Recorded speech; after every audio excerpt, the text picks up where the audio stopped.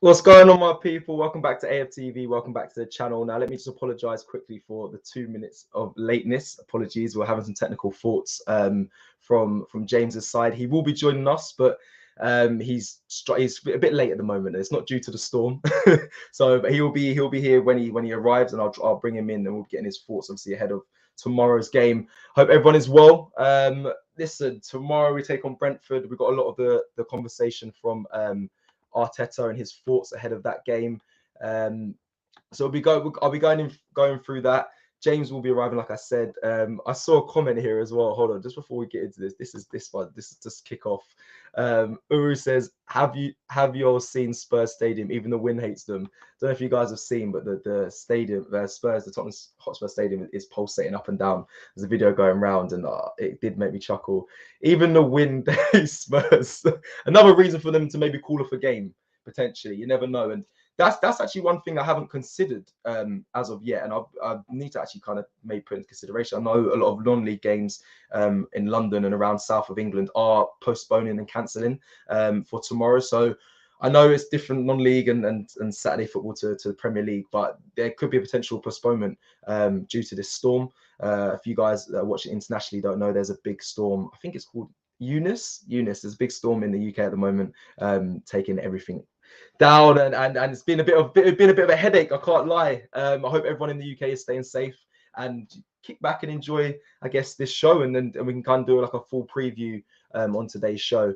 So let's get into it. I want to go into Arteta's press conference. Now, I didn't pick loads of quotes. I think I picked about 5, but I'm gonna show you them and bring them up on the screen, and also discuss what Thomas Frank had to say at Brentford in regards to two players. I think it's imperative that we look at that as well. Just to give everyone information for tomorrow. Tomorrow kickoff is 3 p.m. UK time.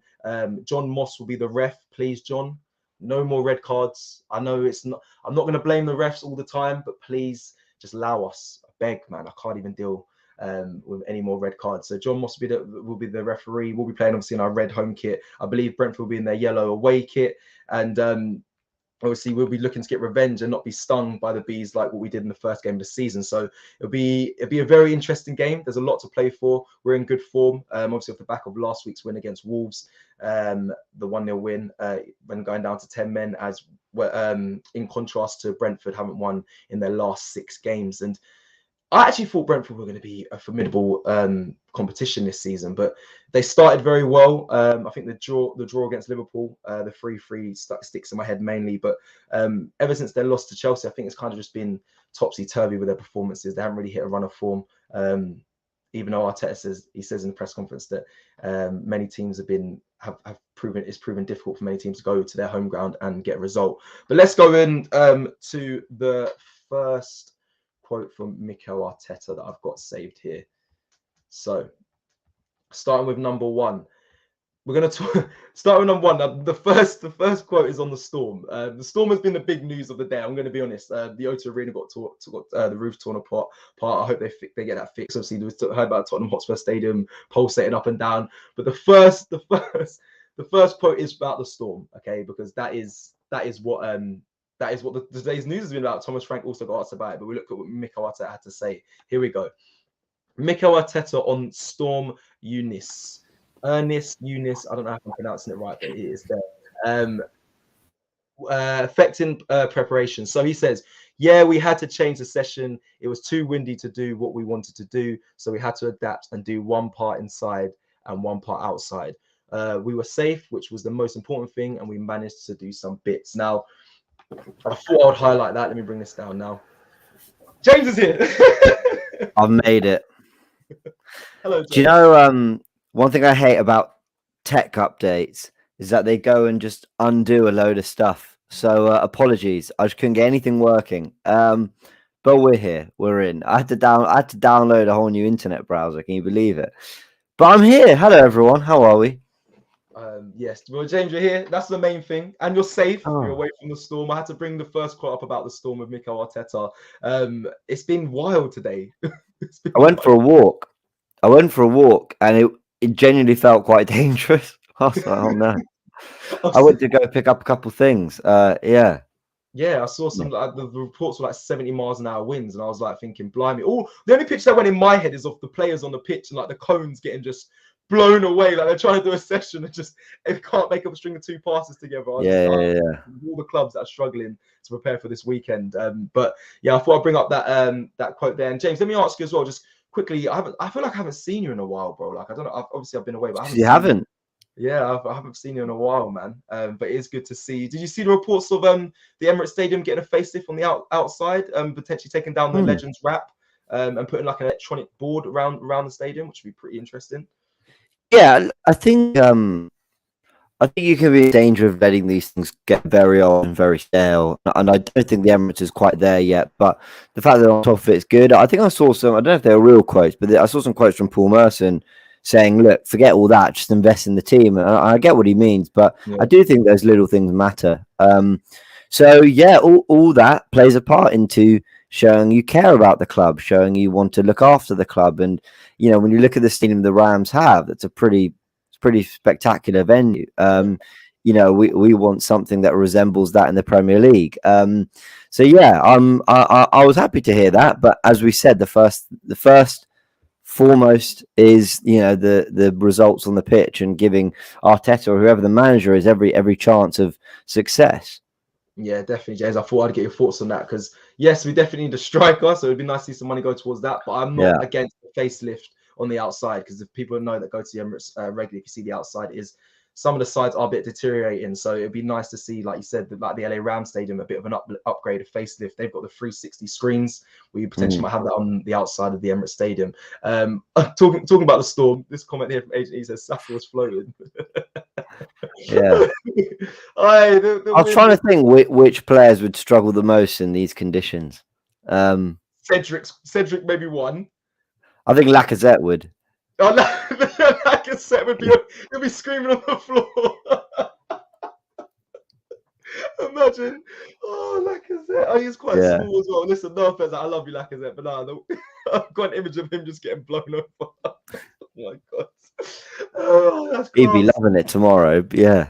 He would. And also, actually, I'll actually going to throw in Amari Hutchinson in there as well because he potentially might be on the bench. I've just seen I read up just before I went live that he's potentially will be included in the squad tomorrow. So it'd be nice to see him. I've been wanting to see him involved in some capacity for a while now. So it'd be interesting to see if he's involved. But let's move forward, James, to the next quote from Mikel Arteta. Now it's regarding team news. I think many people are aware of the main concern was Tomiyasu. Obviously wasn't available for the Wolves game and he's still recovering from injury. So there was a word on him. So let me just pop it up for you right now. Mikel Arteta on Tomiyasu says, we are all good. The doubt was Tomiyasu, which is still not perfect, but he has trained the last few days. So he is in contention and we can use him. So that's really positive. Martinelli is out with the red card he received against Wolves.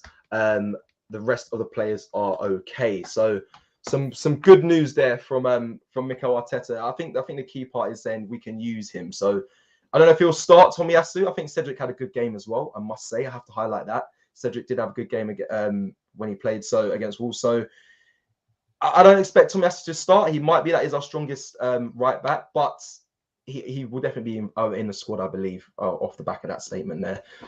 I thought Cedric was good, and I think we'll have a lot of the ball against Brentford, and so Cedric might actually be an all right option. But look, Tomiyasu is the best right back we've got, and if you can get him in the team, and he's fit enough. But I wouldn't force. No, we've had a performance of Cedric, and we've seen what Tomiyasu could be like actually when he's not 100% at it. I thought really poor in that Liverpool game, because he was brought back early. Didn't play in the Burnley game a couple of days after. So, yeah, no need to rush this one, I think. Yeah, I agree. Cedric, I think, will fill in perfectly fine. Just quickly, James, I'm just trying to read because I'm reading the comments as well as flicking things up. And then people are obviously talking about potentially the game being postponed. Now, obviously, there's no official news of that. But have you considered that? Has that been a thought on your mind? No. No? As far as I'm aware, today was the only real day where they kind of said it would affect things, so no, I'm not really kind of thinking about that too much. I think we'd have heard something. You look back at that Tottenham postponement. There was murmurs, wasn't there? The day, is something going to happen? Are they going to postpone? Blah blah blah. I think it'd be far too late now. They'd had all sorts of weather warnings and checked up on everything, and they'll have a very good idea of whether the game is playable tomorrow. So I assume it is. Yeah, I believe the reports are saying that it's by 9 a.m. tomorrow. Everything should be fine anyway. Obviously, the game of cancelling the game or postponing it this late it has happened, but I very much doubt it as well. So all the people in the comments that are saying the game's probably going to be off, I doubt it will be. I do know that I did say this at the start of the stream, that many of the non-league games have been postponed due to the weather, but for tomorrow. But I don't think that will happen in the Premier League. Yeah, so it's just everyone go on like it's going to be played, and let's hope it does, because I really think it will be. Yeah, I can't deal with any more postponements, James, man. Just waiting for Arsenal to play is just like, it's the bane of my life. It's like 1 week and we got to wait. We've got no cup games, so we have to wait extra long anyway to watch Arsenal. So please, let's keep the game. Exactly.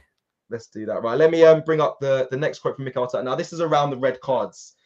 He swiped a comment from one of the media straight away when they questioned him with the first question, and then the next reporter came in and said, "Do you know what? I do want to carry on with the question on the red card." So I got the second quote because there was a bit more.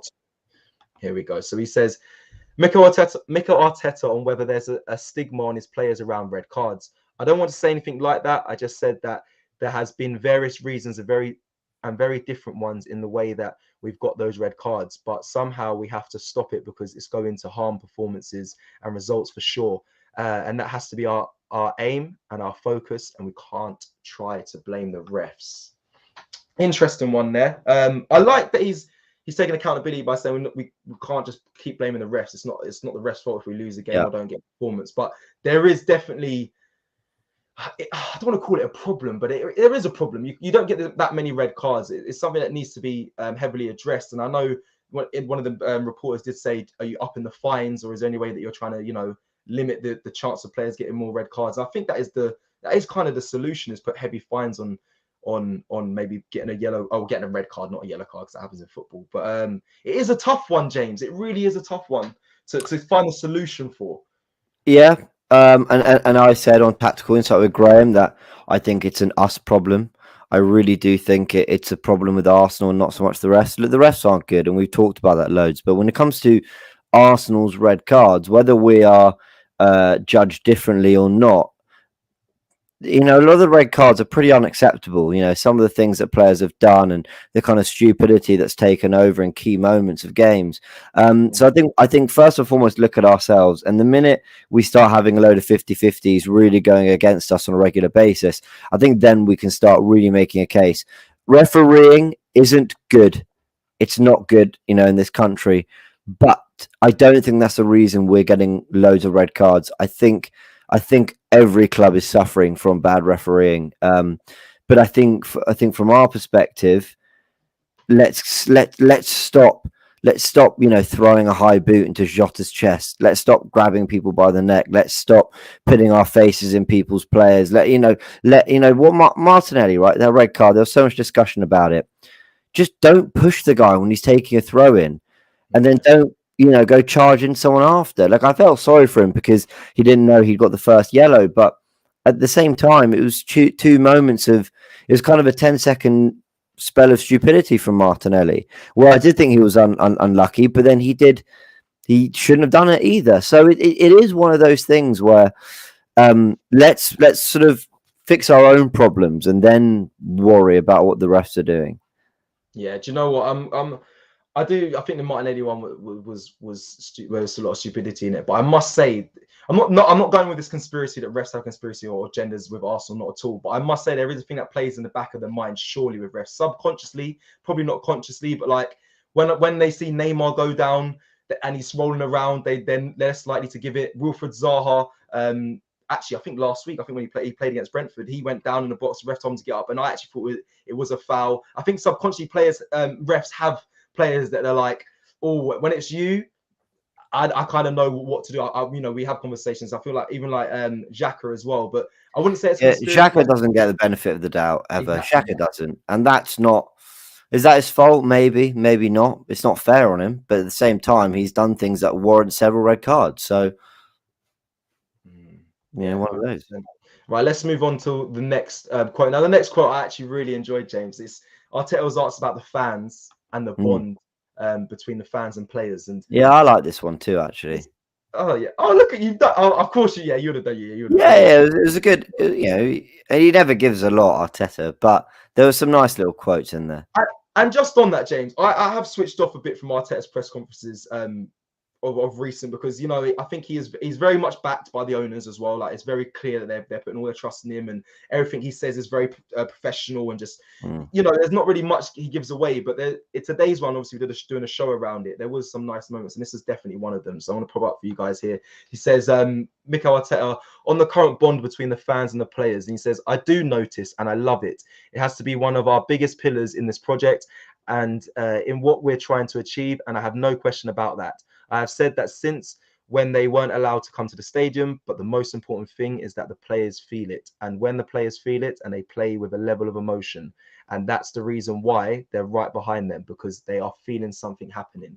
I really did like that one. I did chop some out of there so it can fit into the graphic as well. But he very much said there that, the fans are behind them, the players feel it, and you can see it in their performances. And it was nice. It actually was nice. And the reason why I think it's so nice is because I actually understand what Mikel Arteta is saying there, and I feel it. Especially at Wolves. I don't know what it was, but there was just a sense of just everyone coming together to get them over the line. The red card, I think, was disheartening for many fans. I think there was a bit of a moment where I was like, really? Another one? What happened? What's going on? Why are we getting... And then it was kind of, let's get behind the team. The singing started getting louder. We started getting more and more behind the team. And it seemed like the players really did feel it. And I think you can tell by that, because obviously they over celebrated according to Connor Cody and players like that. But it does feel like there is a nice bond at the moment between us and the players. But football is football.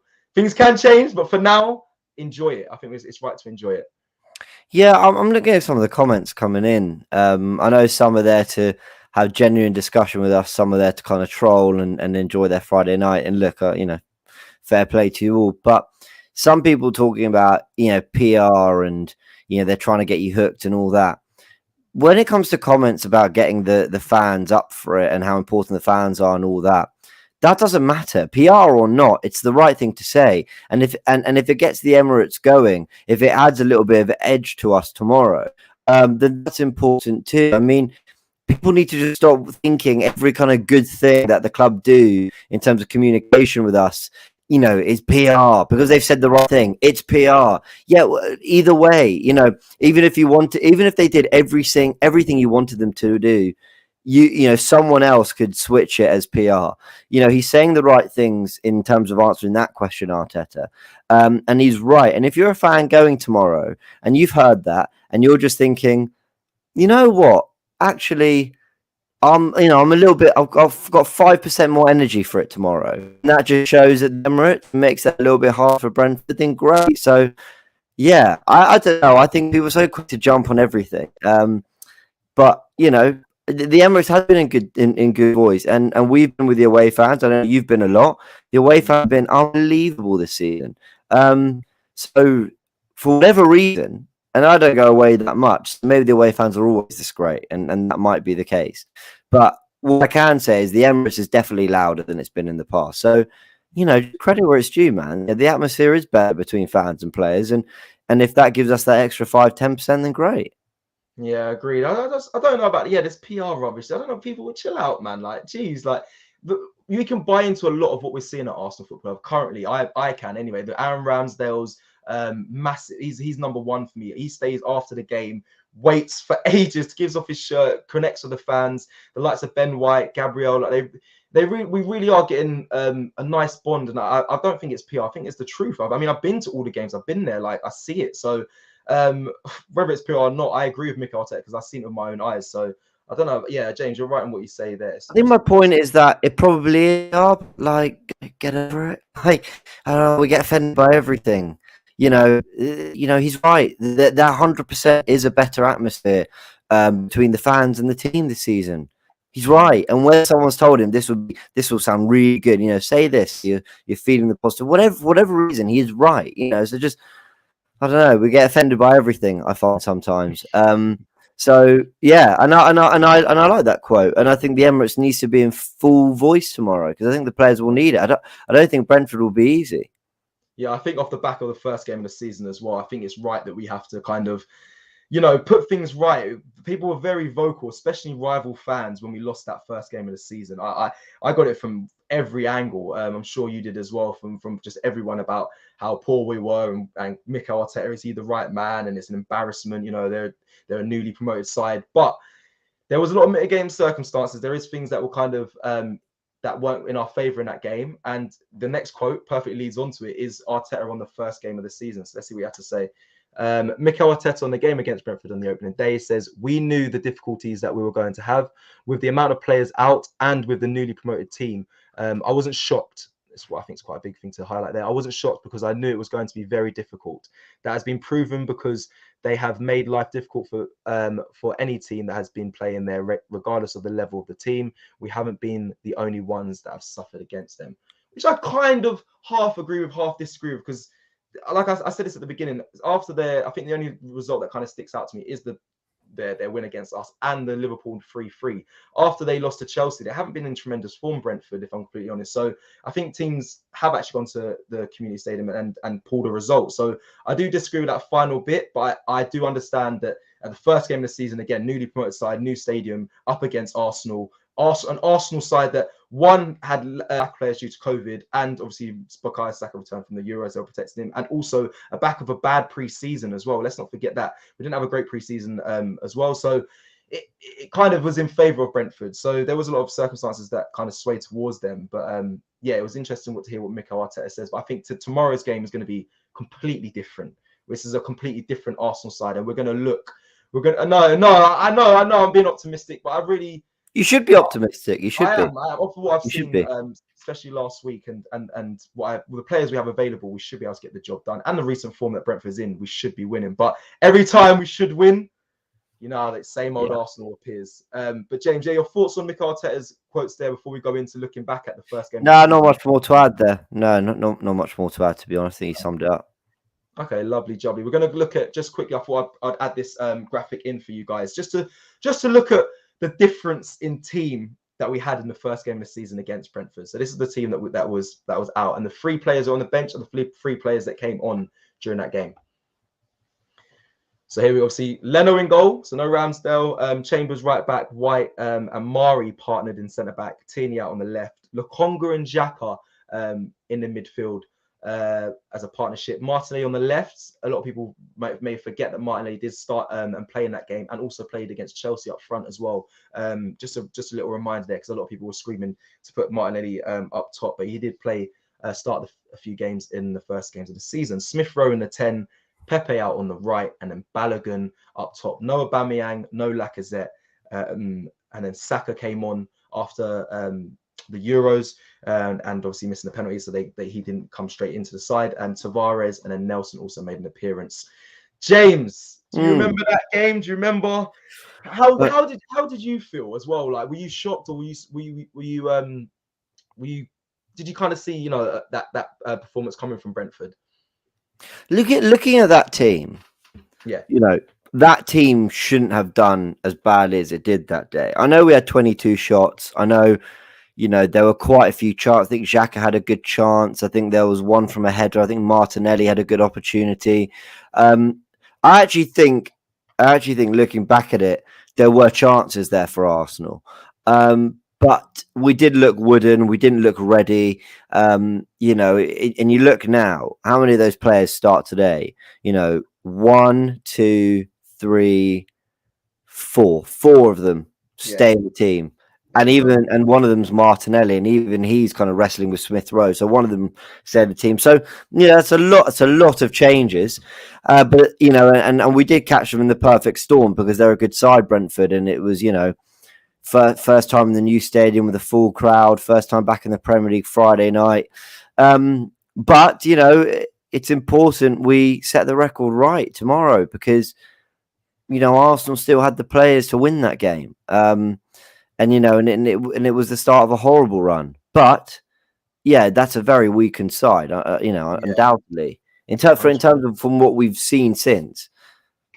No, 100%, James. I think obviously Balogun had a chance as well, but that is a completely different side to probably what we're going to see tomorrow. I love the foot of Arteta there. He just looks perplexed. He just looks shocked. Like I think there was a moment he was like, "Oh my god, what's going on here?" But I think we just got bullied in that game. I think they were, and it's an old cliche. They were up for it. They were up for it. They wanted it more, and I hate when managers say that, but that was literally it, and that's what I think was the determining factor of the game and the result that we the 2-0 lost to Brentford, because they just wanted it more, and I think they shocked us. That Arsenal side, I think they thought it would have been a comfortable potentially win for Arsenal, but no, Brentford really came out firing. Now, I wanted to kind of look at some things from Thomas Frank's side, because Ivan Toney has spoken a lot. Obviously, spoken about Arsenal and spoken about how shocked he was with how kind of poor we were when he played and in the past, and flirting with us, saying he would like to be a striker for us and whatnot. Has actually been in good form when playing. I think he scored in his last 3 appearances. So Ivan Toney was definitely, for me, would have been a danger man. Him and Mbemo. I really liked Mbemo as well. I don't think he gets enough credit for Brentford. I like Mbemo a lot as well. Yeah, I think he really does go underneath under the radar for the quality he has. But let's go. Let me just bring up a quote here from Thomas Frank on Ivan Toney, because a lot of people be wondering if he'll be fit and available. So here's what he had to say. This is from Thomas Frank at Brentford. It says, Ivan Toney has done some light sessions and we will assess him in the morning to see how close he is. He's a player we would really like in our team, or at least in our squad. Now that is something to hone in on there, guys.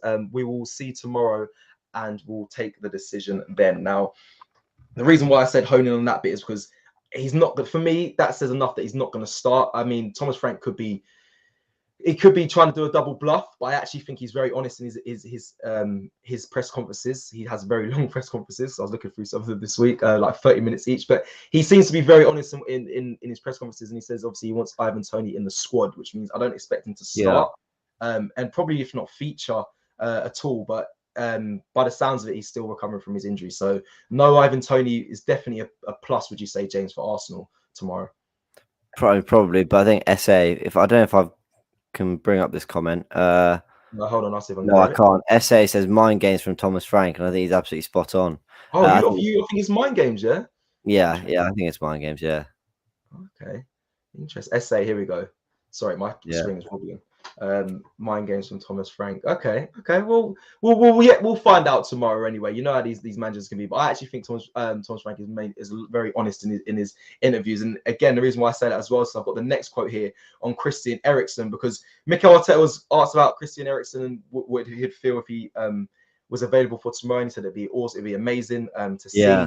Obviously his recovery. However, Thomas Frank in his interview kind of ruled that out, and I'm going to bring it up here for you guys. So Thomas Frank on Eriksen's potentially making an appearance.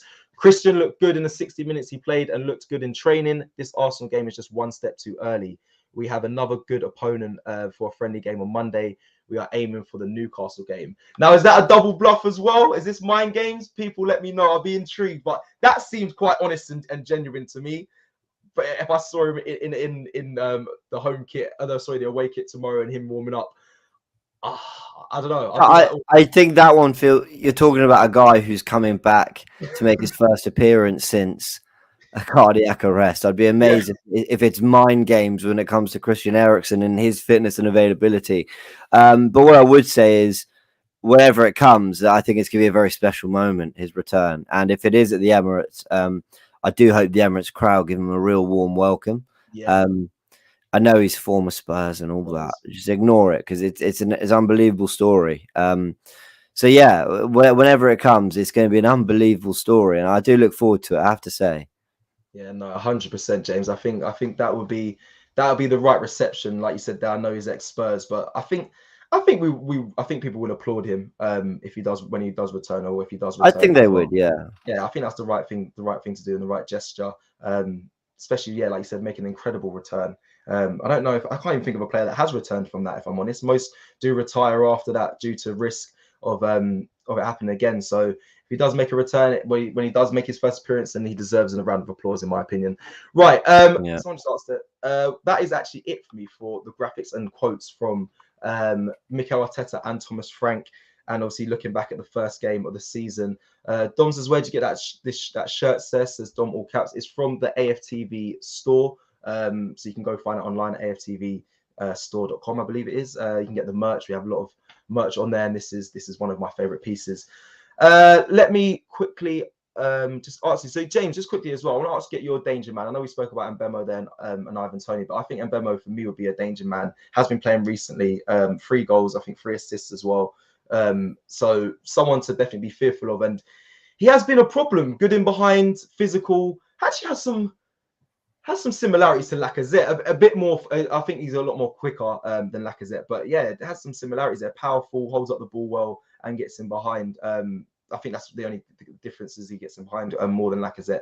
But anyone else you think that you like from the Brentford side that you could be fearful of tomorrow? I've got to be honest. I was going to spend tonight doing most of my homework on Brentford. I've not watched too much of them. I think they always give as good as they've got. I don't think they're a team that kind of. I don't think they're going to roll over, as the season becomes tough.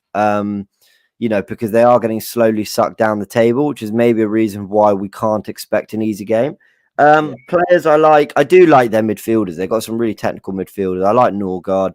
I like Janelt. I like Jensen as well. I think they've got some really good players in that area. Onyeka, I think, was at AFCON, so he should be back. Yeah, I don't know. I'll have a little look and see what they've been playing. The one thing about Brentford from a distance, they look to me like they've got a big squad and they've been used. So I wonder kind of whether their 11's going to look too similar to the one that started the season. I remember they had Onyeka in behind Toney and Mbemo and in a 3-5-2, something like that. They're saying also wing back. I think Henry's come in since.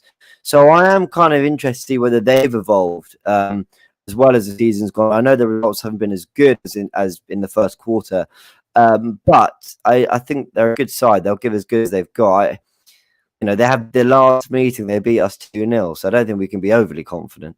Yeah, agreed. Now, yeah, players that also, and that 2-0 was Canos and Norgard, 2 good players as well that got those goals. And I think I like Pinnock as well. I must say, he's a Jamaican. Yeah, I like Ethan Pinnock. Yeah, I like Pinnock, a Jamaican international, big him up. Also came from the non-league. He was at Dulwich and Hamlet, and came from there and came through the system and through the league. So I got a lot of respect for Pinnock, a very good player in that centre back position. Right, let's kind of head over now and discuss this predicted 11. We'll get everyone involved as well, just by asking. Well, you can disagree or agree with who you think is going to start tomorrow. Now, James, with this predicted 11, is this what we want to see, or what I want to see, or is it what we think Mikel Arteta is going to go with? Because this is always. Let me see. Can I ask? Is my screen blurry? Is my internet bad? It drops in and out, but I think it's fine. I think it drops in and out. Oh. It gets blurry, and then it sharpens up. But your sound wonderful. Because I haven't. Amazing Friday night entertainment. That. Let me see if I can share screen. I think what we are gonna build here is what we think it's gonna be / what we want it to be. I think we can have a good discussion. But let me see if I can get this going. Just chat to everyone in the meantime. Keep everyone entertained. I will take some comments, guys. And again, this is the time where we're kind of just going to build an 11. I think for me, I keep saying 11 kind of picks itself for this game on tomorrow. But when I was speaking with the fans, for Arsenal fans, go check it out on AFTV. Some people were saying maybe give Eddie Nketiah a chance in Martinelli's position. People were saying Pepe. People were saying Smith Rowe. Obviously, because Martinelli's not available for the game now. It does throw up a conversation. I think that is kind of where we're gonna butt heads. Is who fills that Martinelli position. For me, is a very clear, obvious choice. But I'll hold that answer until we pop up the shared screen. Obviously, Tomiyasu. That was kind of the doubt. So who would play right back? But I'm assuming Cedric might start due to Tomiyasu. He'll be available, but I don't think he'll start. If I'm completely honest. What else have we got in the comments? Let's head over to the comments as well. Can see you both clearly, says Fergus. So thank you very much for that. Because someone said potato quality above that comment there. But thank you to say you can see us clearly. What else have we got here? Tommy to score tomorrow. Interesting. We've got some. BB Shady says Emil Smith Rowe for Martinelli. Pepe up top. Interesting. Interesting. Yeah, so I am having problems. Sorry, I said I downloaded this update on my laptop, thinking great, everything's going to work perfectly, and it's only made a complete mess of everything. But That's fine. That's fine. We can yeah, run through. we'll just have to discuss this out loud. Maybe we can build it in the ticker below. That's Joel. That's what we'll do. We'll update the ticker as we've done it, as we do every position. Sorry, I'll put that on you, Cecil. Yeah, I was gonna say. I was thinking you was like, we'll do it on the ticker. I was like, are you gonna do it on the ticker? Yeah, I can't do it. Not a problem, James. I'll do that whilst we go through it, and feel free to just read some of the comments out as they come up. But let's go through it now. The predicted 11, and we'll have a little discussion about it. I think we should obviously start with the obviously the goalkeeper. Ramsdale, for me, it picks itself. Superb this season. What was the stat? Is the stat on him having like the most clean, a high amount of clean sheets? I know he's asked he's got the best, I think, clean sheet to minute percentage or clean sheet to appearance percentage, which makes sense because he missed the first 3 games of the season where Ederson, Alisson, whoever else might have played those. So if in terms of the games he played, he got the most clean sheets in that time. So listen, he's been terrific. I think we agree. I think we agree Ramsdale keeps place, and I think we agree Tierney, Gabriel, and White do. So the question is, will you do it right back? Are you bringing Tomiyasu straight in?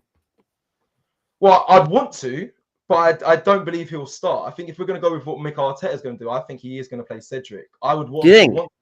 Yeah. Do you think he's going to throw Tomiyasu? This is a predicted 11. So if that's what we think, I could see him sticking with Cedric. I could say you've been in for no need to rush Tomiyasu. If Cedric's struggling in the game, we'll bring Tommy in. So I'm inclined to agree. I think he might stick with Cedric. Or he'll think there's just too much pressure to not play your best players, and if you miss out because Cedric makes an error defensively or gets torn apart by their left wing back, I don't know. Arthur says Arteta will play Tomiyasu. I disagree. I think he will stick with Cedric. I think it'll be quite harsh to let Cedric fall to the bench just because Tomiyasu's, you're technically rushing him back. Really, if he's not fully 100%. I wouldn't say it's right to start him and throw him straight in there. I think Arteta has learned that in the past as well. I think Cedric's done a good enough job. I think people don't listen. Cedric's not a bad player. I know we always defend him, but I still think there is a stigma that he's not the player that everyone wants to see. He's not glamorous. He doesn't run forward, but he does a job, and I think he can deal with the Brentford the left side of the attack. So I think, you know what, I think he'll stay in. I don't know if you're going to overrule that, but I think that's what we're going to... I also think he'll stick with Cedric, purely because he was good against Wolves, and Tomiyasu, who's been terrific all season, didn't look ready against Liverpool, wasn't ready for Wolves. I know he was trained, but I think he might ease him back. I must say that I do have a worry, though, with the Brentford side, the fact that they do like to cross balls into the box, and the height can be something that we could struggle with playing Cedric. I know we have Gabriel and Ben White in there, but that is something I do worry about. I know Brentford do like to convert their chances from crosses into the box. There's something to be aware of. But if Cedric does start, hopefully we can deal with those aerial balls. Right, my 11 has been written down and below. I've gone Xhaka and obviously Partey in defensive midfield partnership. I've gone Emile Smith-Rowe to the left to replace Martinelli, Odegaard in the 10, Saka on the right, and Lacazette up front. That is my predicted 11. Yeah. Emile Smith-Rowe is top goal scorer of the club so far, 8 goals in the league. For me, it wouldn't make it. For me, it doesn't make sense to not start him. He's proven himself coming off the bench in that position and doing really well. It only makes sense for Emile Smith-Rowe for me to start. It's been superb off the bench and in great form. A great player. I do have to give a thought to Pepe. I know I have criticised him a lot. I don't believe he is the player that we all expected, and I always am quite harsh on him. But I do have to think about him in the sense that I don't know when he's going to get an opportunity, James. There will be a chance to come off the bench, but I don't know when like an actual star. Well, I was going to argue for Pepe, which is crazy because I love Smith Rowe and I've been pretty critical of Pepe, but without getting too overly nerdy about the positional play and the tactics Arteta deploys, Martinelli, since he's come into the team, has really hugged the touchline a bit like Saka does.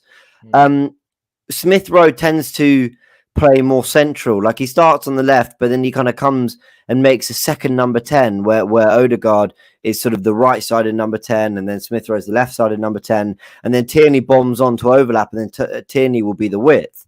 I hope you're all following kind of my thought there. But what we've seen is Tierney a little bit more tucked in recently, and then Martinelli holding the width. So again, if Arteta wants to not disrupt the system too much in terms of like for like players and the roles sort of being carried out in the same way, then he'll actually pick Pepe on the left. And because with his left foot and his pace and ability to get in behind, he's probably a more natural like for Martinelli. Smith Rowe, and actually comes more inside, as I said, and Tierney overlaps. But then, we've seen Arteta, stick with Cedric, and pick Cedric over Chambers at times, where I thought Chambers was much more the like for Tomiyasu. And actually, he decided to pick Cedric instead. So, who knows that? I think he will go with Smith Rowe, but I do think there's an argument for Pepe on that left-hand side. I think he's done really well when he's played out on the left, and I don't know why Arteta doesn't give him more minutes there.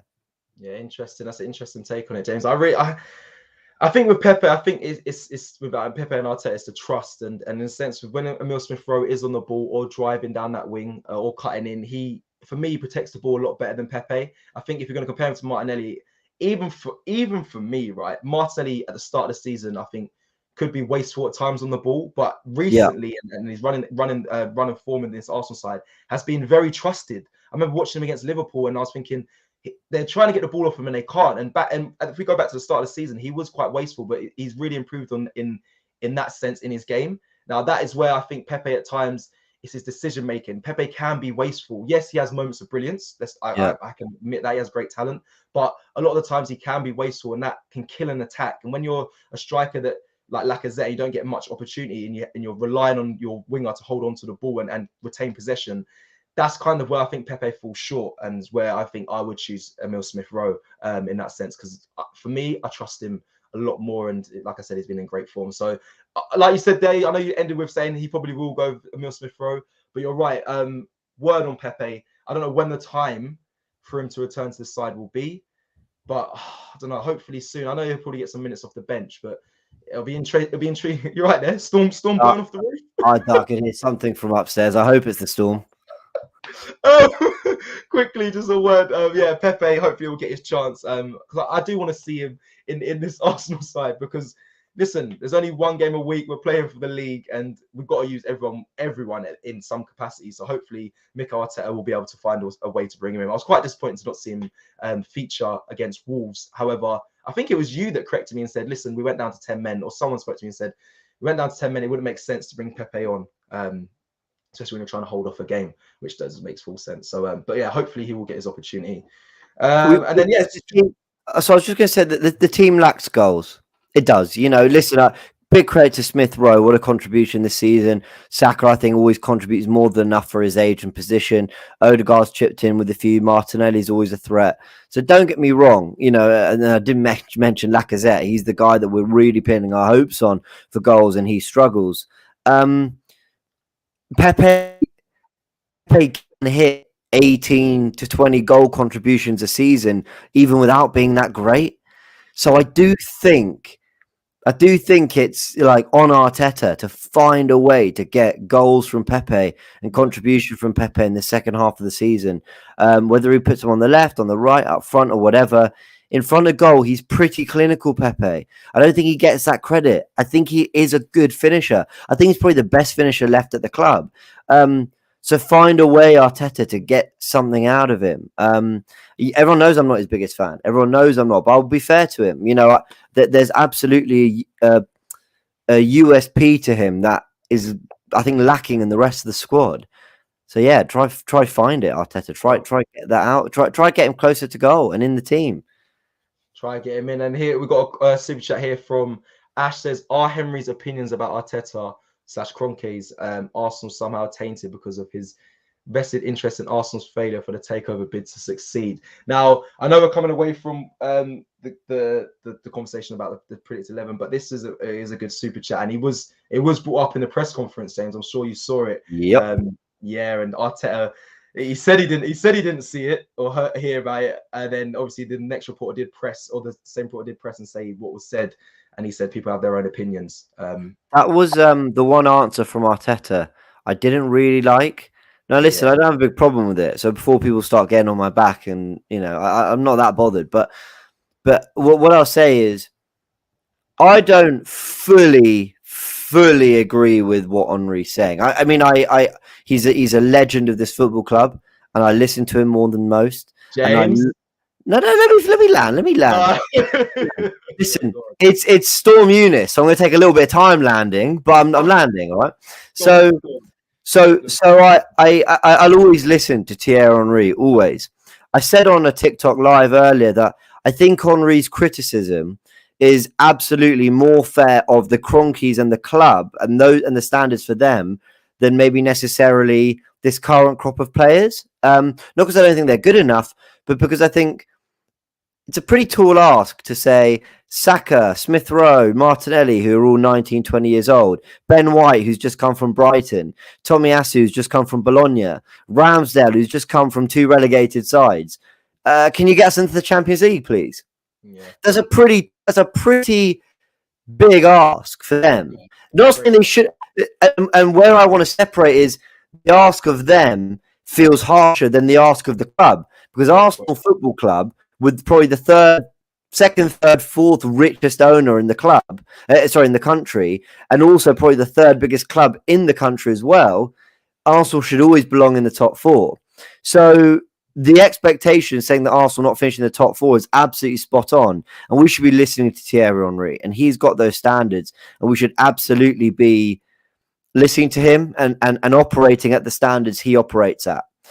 I just think I can't just shake this idea that for the youngsters and for some of the players, which, by the way, that's not their fault. That's the position Stan Kroenke, Josh Kroenke, Arteta have put them in. That feels like a big ask. But then that is the challenge. That is what playing for Arsenal is all about. That is the pressure you get with it.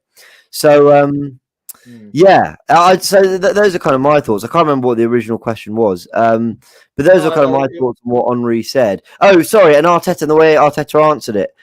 I'd have liked Arteta to have said, look, he's a club legend, and what he says is absolutely valid, and we have our targets, and he's right that we should always be aspiring for the best, something like that. I think saying I didn't hear it or I didn't see it, don't you heard it, you saw it. I don't think you need to dismiss what a player of Henry's stature has said. So that is my only issue with it, really. But yeah. Okay. Yeah. No, I hear that. Do you know what, James? You landed, and I like that you landed, because you made a very good case there. It shouldn't be on the players, and in a sense, and as well that, like, if Arteta does get top 4 with no investment in January as well, by the way, we are relying on, and I'm talking mainly towards the striker situation, the Lacazettes and Eddie Nketiahs. I think it will be a very good achievement, and that for me will keep him in the job if he makes that top 4. So, but to put the pressure on the players, you're right. I think that's a bit harsh on Henry, but I think Henry's just stuck in his own day, really. He's stuck in his beliefs of when he was playing and his standards. That's all it is. He's right. He expects the best, and I think that's what it's come down to. And he just vocalized it, and he hasn't really taken into consideration all the other circumstances as well. So I think a little bit like what I said about Arteta's press conference. I think we're so in danger of getting offended by everything, and he's just said that he thinks Arsenal should get into the top 4. Oh my God, like, what's wrong with that? That's absolutely fine. People might have wanted more consideration or context or more whatever, but look, he is the greatest player to ever play for this football club. Like, should we not listen to what he has to say? He's the king. It doesn't make him immune from criticism. It doesn't mean he's always right. But it means we should listen. So I would just like that to have been a little bit acknowledged in the press conference. But Maybe he actually genuinely hasn't listened to it, but I'd be surprised. I mean, I actually think if you're working in this world, you've got to be very good and selective about what you let in and what you let out. So maybe he's very good at drowning out the noise and just focusing on what he wants to do. So I'll give Arteta the benefit with that. There's a comment from Ashley. He says he's having a go at me. Love it of this on a Friday night. What is James on? Arsenal decide to go down this route, Project Youth. Wake up, everyone. It's Arsenal Football Club. Start acting like a big club. Actually, all I'm saying is I agree. I said Stan Kroenke, Arteta, Edu, all these people, they decide to go down this route. I'm just saying, is that necessarily fair on Ben White, Saka, Smith Rowe, Lacazette to say, can you please do better than Varane, Rashford, Cavani, Ronaldo? You know, that's a pretty big ask, is all I'm saying.